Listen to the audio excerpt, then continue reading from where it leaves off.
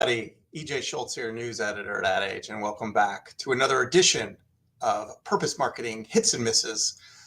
We have another packed show today. We're going to grade some ads from Greenpeace, Cadbury, Lloyds Bank, and more.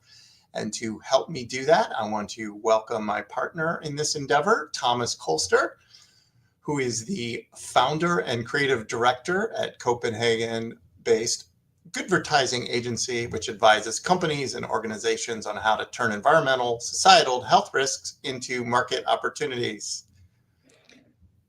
Good to see you all. Happy 2026. First episode of 2026. It is. Right? Yeah, it took us a while to get back, but here we are. Welcome, Thomas. We're going to look at a total of 6 ads today.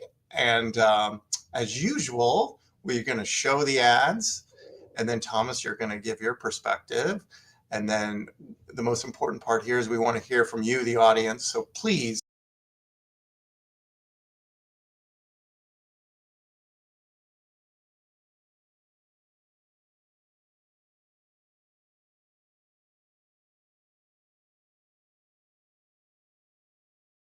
feel free to weigh in.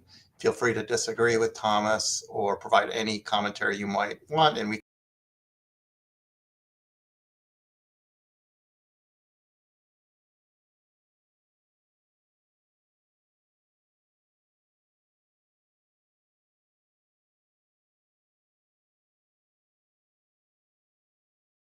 can get to as many of those user comments as we can. So let's get started. We're going to start out.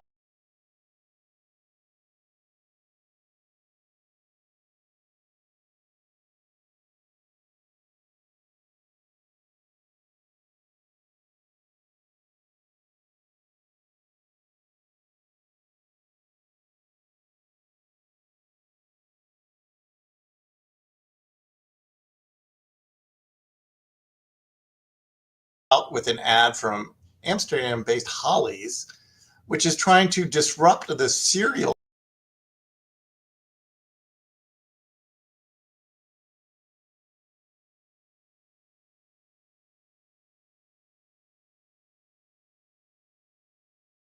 category. Let's take a look at this one. For decades, American cereal companies have used happy mascots to sell breakfast to kids. But the not so fun part, they're basically selling sugar in disguise. Sure, they're tasty, but they should be seen as dessert, not breakfast. We've grown up, and so should your cereals. So meet Holie's Crunchy Loops. No sugar crashes, no cartoon mascots. Packed with protein and fiber. And still freaking delicious. It's all the fun your 8-year-old self wanted. Plus a little grown-up nutrition. Enjoy. All right, Thomas, you know, here in the US, we've seen quite a few cereal brands.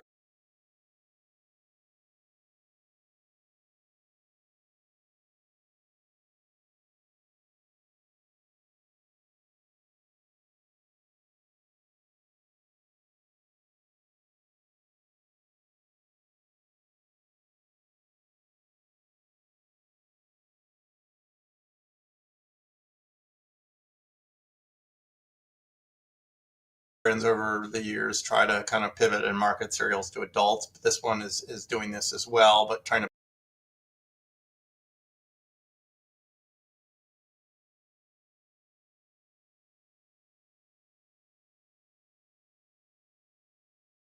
put a little bit of a nutritional hook on it. What do you think? No, I do love that.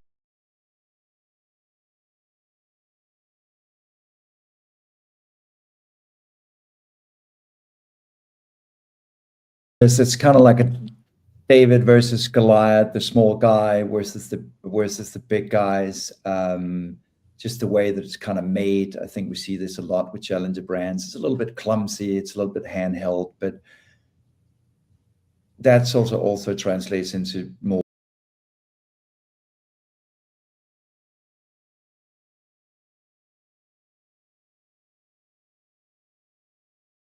authentic, just much more compelling. And what I really like about this one is it's very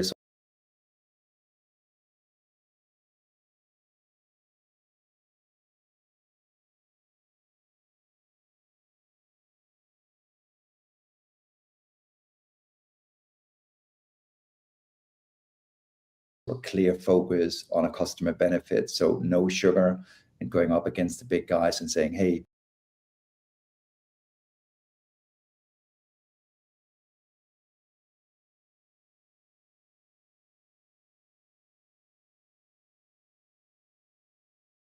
by the way, they're pretty much not breakfast cereal companies, they're almost candy.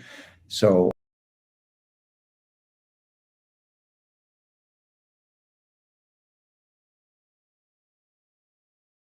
I think this sort of symbol positioning just helps and makes it sort of have a little bit of that activism that I think will fuel the growth of this particular brand. And, you know, again, the founders are in the commercial. I think, again, that makes it quite authentic as well. Yeah, so really interesting, compelling, creative, and it's kind of fun in its own little charming way, I think. Certainly a lot to play around with when it comes to cereal advertising, right? Over the years. So anyway, well, obviously, if you guys have any thoughts on that one out there in the audience, please feel free to share your perspective. And in the meantime, we'll move on to our next ad, which comes from Greenpeace. And this ad is from Elvis London, the agency, which takes an entertaining approach to convince older people to remember the advocacy group in their wills. Let's take a look. Rest in the hearts and minds of all who love you.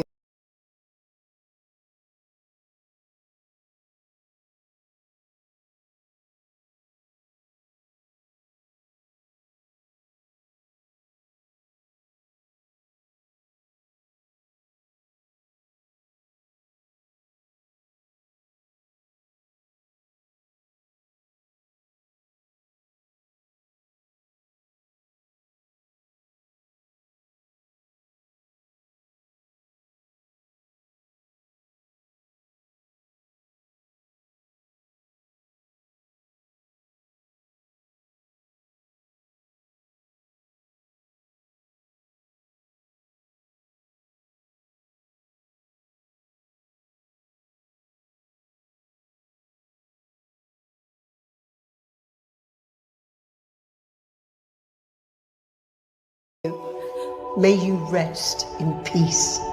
Rest?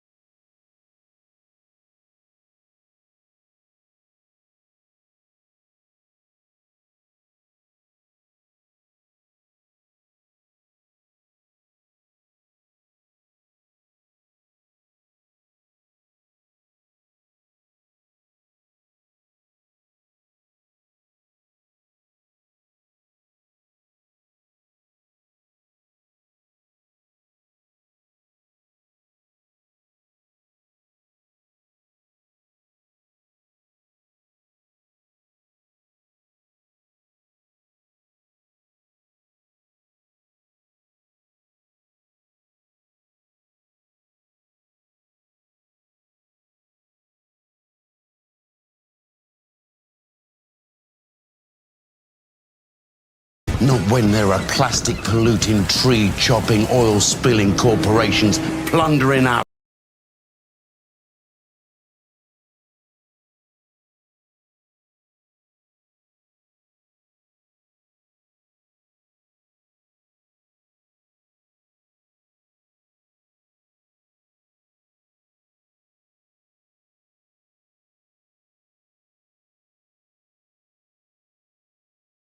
planet.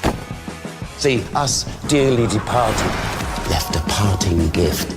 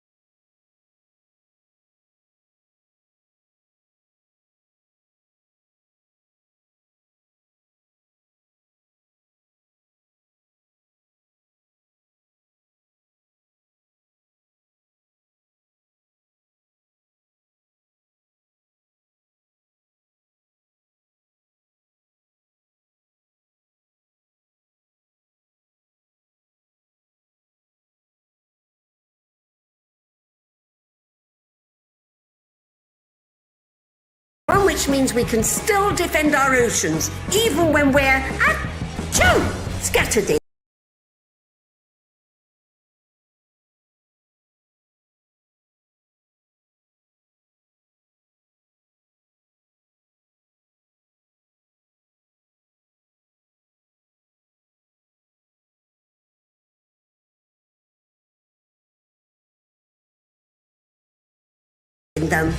Fight back on climate change when we've bitten the dust.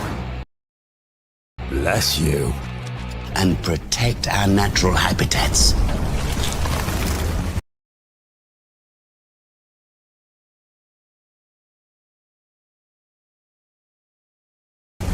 When we're worm food. Thanks. So, from our decaying core.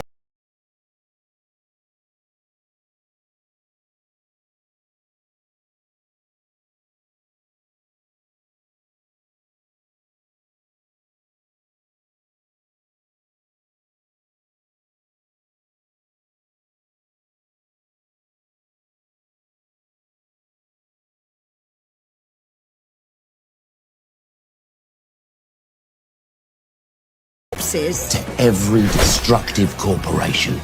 You haven't heard the last of us.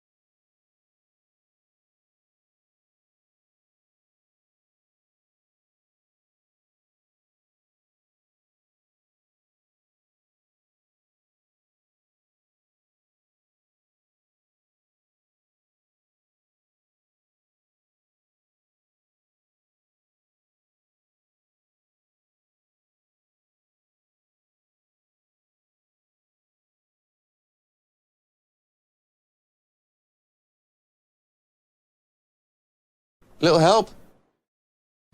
So I feel like since we've been doing this, we've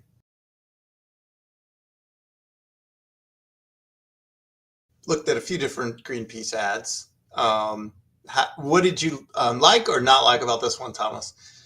Yeah, I'm quite curious to see what our audience today feels about this one, particularly because, as you said, we've had a lot of Greenpeace ads. A lot of them have been quite doom and gloom. And I think what works with this one is sort of the self-deprecating humor. It's kind of fun, it's compelling. And I think another thing that's quite important when we talk about sustainability is that please do tell me something new. Yeah, we know the rainforests are being cut down. We know that the sad polar bears and all of that stuff. And I think actually this time around, Greenpeace told me something I didn't know. So yeah, if I'm climate champion and I'm hitting the dust, yeah, I can actually donate to Greenpeace and let my activism live on. So if I don't want to give it to the dogs or cats. So I think a new message, I think, works in this case. And I do think this sort of self-deprecating humor actually works really, really well. And especially in a time of sort of crisis and conflict and wars and everything else, we don't need more doom and gloom. So I've been pretty hard on a lot of the other earlier Greenpeace work, but I think this one, it's a home run. Yeah, I'm curious. I don't know this, but I'm curious if they've sort of put this message out there in other ways in terms of, encouraging people to remember the organization and their wills. It's a message I hadn't seen before from them. No, exactly. I'm not aware of that, and I think actually it makes so much sense just for the people they already have involved in Greenpeace. Some of them are quite diehard, but even also just for other people who care about climate. I think this is a fantastic way of giving people a different type of legacy, a possibility of leaving a legacy. We did have a comment on the cereal ad from Chip, who's watching. He says his critique is that its limited exposure to the product and brand name makes it hard to remember, especially for an unknown brand. I'm not sure, I had never heard of Hollies before. It's possibly because I'm in the US. I'm not sure, Thomas, you're over in Europe, if this is a new startup brand, I feel like.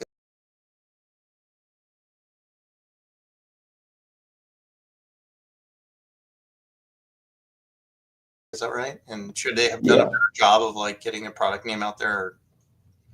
Yeah, Chip, it's not because you haven't watched your commercial break. You definitely have. I mean, it is a pretty young company. Holie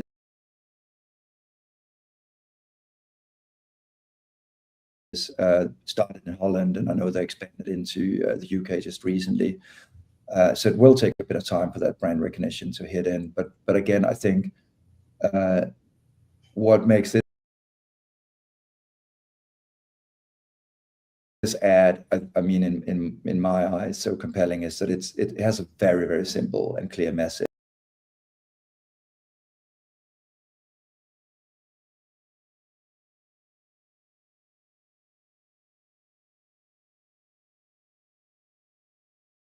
It's on the packaging, it's in the adverts, so they're sort of doing a little bit of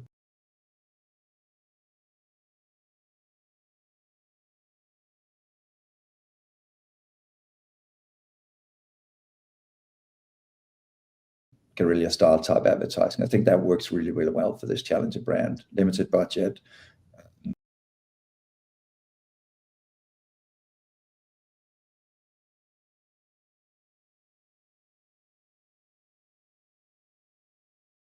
And I think they go a long way for those few cents they're putting out. And Jacob is weighing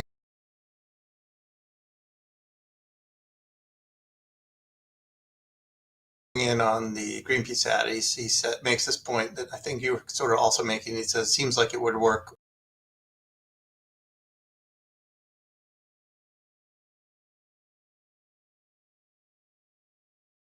for those who are already leaning heavily into sustainable or Greenpeace identity. So kind of getting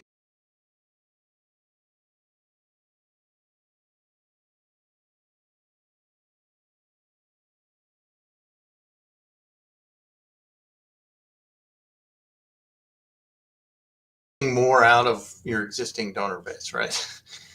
Absolutely. I mean, let's be honest. I mean, Greenpeace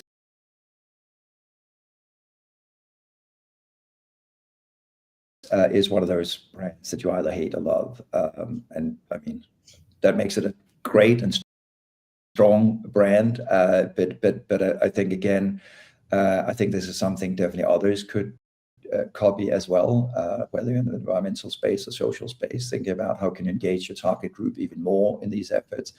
I found it quite compelling, and I found the message quite different from what we're usually seeing from Greenpeace. So, I mean, I got to say, I got even a little bit interested from this ad. It was a different type of Greenpeace, a different type of tone of voice. All right, let's move along. Next up comes an ad from the UK financial brand Lloyds. And they're trying to build some trust with a campaign that includes an ad we're about to watch that features a child on a scooter. It comes from Publicis Group's bespoke Lloyds team and is part of a larger campaign. And you might recognize the celebrity voiceover here. Let's watch it. Everyone has dreams. But what seems impossible at first could soon become a reality. Ready, Dad? Is it time to take your leap? We're ready when you are. 3, 2, 1. 14 million customers trust Lloyds with their aspirations. I'm basically professional now. Bank on Lloyds. It's your turn now, Dad. So that was Ewan McGregor doing the voiceover. And can you name the song backing that ad, Elvis? Or I just gave it away. Elvis Presley. Instrumental of an Elvis Presley song. So, yeah, a little spoiler. A little spoiler. On the ad, but I'll let you talk about the substance. we can see if our audience can name the exact title of that Elvis song. Yes. I think that's the interesting part here, right? I mean, I kind of feel this is classic purpose territory.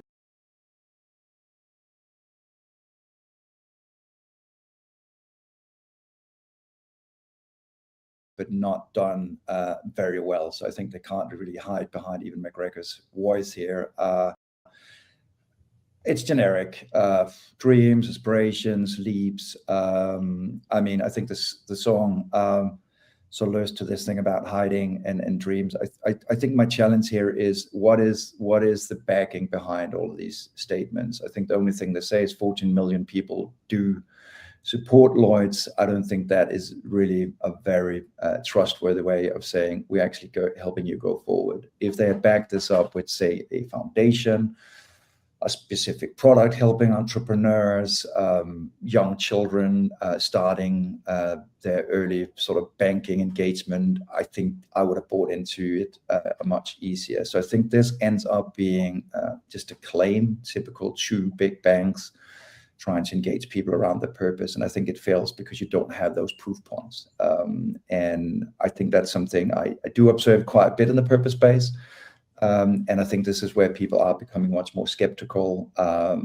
They want to know why, how are those dreams turning into leaps from Lloyds. So I would definitely call this a miss, but I'm very curious about what people feel about this as well. I guess one might defend this ad by saying the ad is meant to just grab your attention, and then that work you're talking about is better suited in more digital marketing, more targeted marketing. But do you think it even failed the first test of even raising enough curiosity about this through that ad? I think my challenge is that what you want to do is you want to create something that's insightful. I think it's quite stereotypical, this little portrayal of the little girl in the scooter. And so I think it lacks in building that type of engagement around challenge overcome or an aspiration that didn't really make it. And so in that way, I think it sort of falls flat a little bit. And I think that's the danger sometimes about these purpose ads, is that you need to anchor it into something that people feel is true. They feel it's authentic. I can nod and be like, oh yeah, I recognize that situation. I think Lloyds don't really succeed doing that. And to be honest, I mean, they got Elvis there, they got even McGregor. I mean, you know, they got a superstar team, but I feel they still fail, unfortunately. But curious to see what everybody else feels about this, Lloyds. Yeah, please feel free to weigh in on that one. We'll come back to it if anyone does. Meanwhile, we'll move on to our next campaign, which is less of an ad and more of a experiential event. And we'll just put this up on the screen as we talk about it a little bit. So this comes from the UK broadcaster Channel 4. The whole goal of this was to promote a drama series that is actually called Dirty Business, and that series is sort of about the Britain sewage scandal, which apparently involves water companies discharging raw sewage into rivers and coastal waters. So that's the backdrop. What they actually did here is they put a real life fountain in London called the Fountain of Filth. So that's what you're looking at here, and it's sort of depicting human figures vomiting dirty brown water. And this was the team behind this was For Creative in partnership with the Glue Society and Biscuit Filmworks. So how effective is this, Thomas? I mean, generally, I always like what Channel 4 is doing. I think they're one of those TV channels that definitely dare to push the boundaries. What makes this particular ad work really, really well, I think it's simplicity. I think it's very difficult often to be simple around sustainability messaging because it's almost like these two worlds clash. The world of sustainability is often quite complex, quite science-based. Nothing is often as it seems. It's never really black and white. Whereas marketing really needs to be emotional, simple, and actionable. So it's very rare I see something where it's just capturing. It's just a simple image. It's just got the staying power. It reminds me a little bit of for those of you archive nerds out there, a little bit of the sort of same visual punch that Fearless Girl had. I like it. It's simple and it's provocative. So in my book, it works. When I see work like this, I get curious. I want to know more about that Dirty Business documentary. I also feel, we've been doing a lot of reporting here at Ad Age in recent months. We just, we have a series of stories coming out about Gen Z marketing, and Gen Z is really into experiential right now, according to our reporting. They want to get out in the world. They want to maybe get off their screen a little bit more. So I'm curious, just to broaden this for a second, can purpose market, where are we right now when it comes to experiential and purpose marketing? Are you seeing a lot of stuff like this out there, or could there be more like this? It's kind of weird, right? Because in some ways, I do think IRL in real life works really, really well when it comes to purpose, because when you show up in person or you do things like these, it does seem a lot more genuine. I think, to be honest, a lot of young audiences these days tune out a little bit from the digital space. It doesn't seem as authentic. And so I do think there's a lot of opportunities. I do see that with out of home, just in general as a category. It's just a great way of hitting a lot of people on their way to work. So you're not sort of going in your little digital bubble, only seeing content you like to see. And I think for documentary, this makes so much sense because you can pull in an audience that might not necessarily tune into a documentary film. So I think it's something definitely to consider when you're doing purpose marketing in general, is to think about media and where to, especially, and we talked about this in earlier episodes, EJ, think about sometimes not going after the most obvious target group, but think about some of those that are in doubt. We talked a little bit about it with the Greenpeace ad as well, that this might actually be convincing someone who's not just diehard Greenpeace folks, but somebody who loves climate and might want to leave a legacy. So, yeah. We do have a fan in the audience of this campaign. Andre says that it's powerful and simple and tells us exactly what it is. Anyone out there who has seen some other effective experiential work in the purpose marketing space, if you want to mention it in the comments, maybe we can get to it in our next episode. Going back quickly to the Lloyds ad, Helen commenting on that one, she says it felt that they had no story to tell and used hooks and tricks. I think it's interesting, Helen, right? That unfortunately, I do see this a lot from big banks. I think they are in quite an over, threatened territory. Banks always talks about dreams, about realizing dreams, and I think that's also what kind of makes this ad even harder to get it convinced. And I think this is where the real difference is when it comes to purpose marketing, is that you need more proof points. You need to think about how can you make this felt by the customer through product, service, innovation, so it just doesn't end up as a failed promise. Yeah.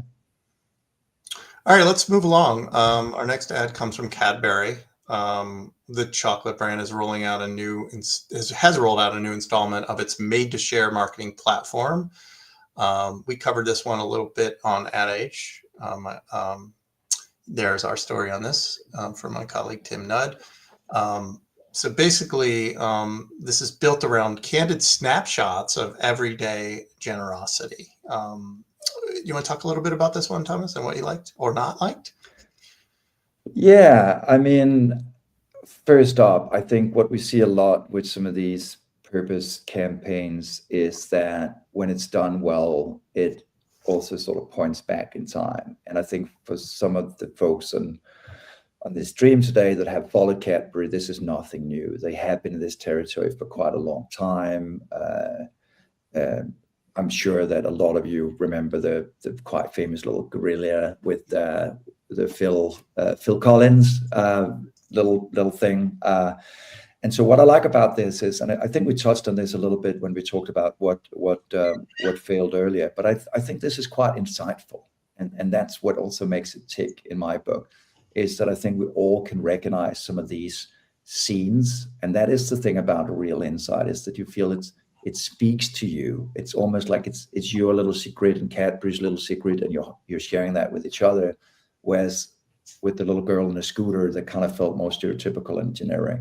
So yeah, we all know that person that always somehow magically gets him or herself into the photos. And I think that's what really sort of makes this connect with the brand. And I think the legacy that they keep building on is what builds powerful and long-living purpose brands like Corona, Dove, and others. So I do like this execution. It's simple, and I do actually love to see a bit of print ad, a little bit of like classic advertising as well. We don't see a lot of that anymore. Everyone can read more about that one on Ad Age. We're going to follow up this episode this week with, we'll put all these ads out there in a story, and you guys can check it out, and we'll link back to Tim's original coverage on that one. And of course, if anyone has any immediate feedback on that one, please let us know. I wanted to go to our final campaign that we're going to look at today.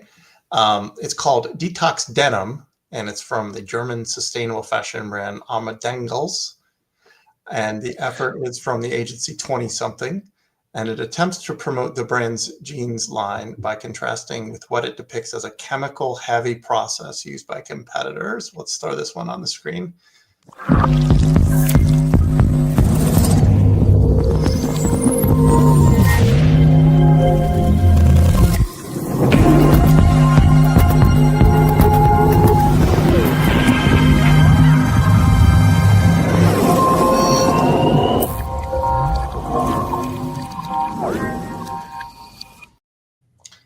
We've been doing this long enough, Tom, so I think I know what you're going to say about this one, but I won't steal your thunder.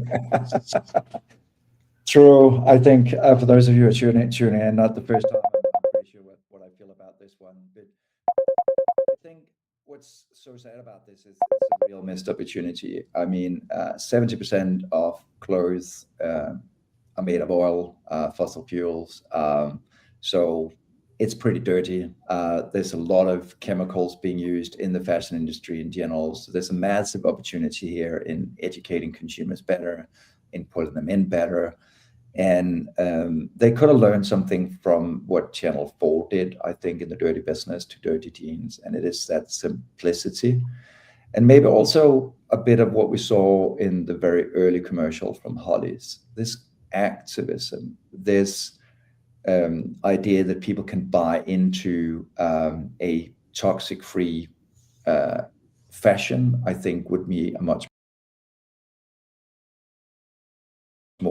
compelling way of sharing this message, which sort of like just gets lost in sort of this fashion like beauty visual universe. So it's a shame. I think it had the potential to tell a really important story and hook a lot of people in that might not know a lot of these things that's happening in the fashion industry. So shame. Wish they can do a remake.